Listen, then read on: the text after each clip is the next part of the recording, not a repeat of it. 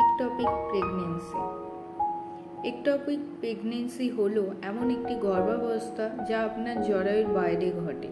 একটি নিষিক্ত ডিম্বাণু যখন আপনার জরায়ুর বাইরে সাধারণত আপনার ফ্যালোপিয়ান টিউবে রোপণ হয় তখন একটি একটপিক গর্ভাবস্থা ঘটে।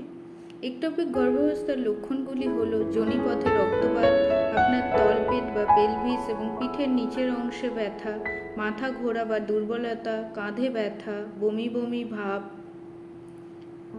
একটপিক প্রেগন্যান্সির কারণগুলি হলো পূর্ববর্তী একটপিক গর্ভাবস্থা, পেলভিক ইমপ্ল্যান্টারি ডিজিজ, ফার্টিলিটি চিকিৎসা, টিউবের সমস্যা, ধূমপান, টিউবার লাইগেশন ইত্যাদি।